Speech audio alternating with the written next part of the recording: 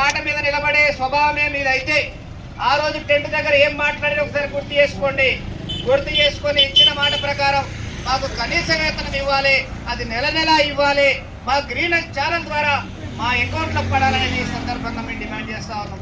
అదొకటైతే వచ్చిన ఆయన పెట్టిన సర్పంచ్ మాకేం సంబంధం అని, ఈయన పెట్టింది మాకేం సంబంధం అని, ఆయన అది కాదు కావాల్సింది.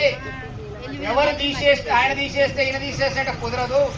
వాళ్ళు పెట్టిన వాళ్ళు 2019 నుంచి ఉన్నోళ్ళు ఉన్నారు, 21 నుంచి ఉన్నోళ్ళు ఉన్నారు, చాలా మంది ఉన్నారు. ఇప్పుడు ఆన్లైన్లో మన జిల్లాలో నమోదు కాని వాళ్ళు ఉన్నారు. సుమారు 600 మంది మన యాదాద్రి భువనగిరి జిల్లాలో ఆన్లైన్లో పేరు నమోదు కాని వాళ్ళు ఉన్నారు. ఇక్కడికి పేరు నమోదు కాని వాళ్ళు వచ్చిన చేతులు ఎత్తండమ్మా, ఎంతమంది ఉన్నారు?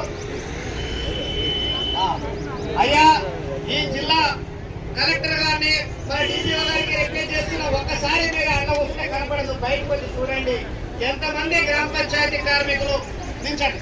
ఆన్లైన్లో నమోదు కాలేదో మీకు అర్థమవుతుంది.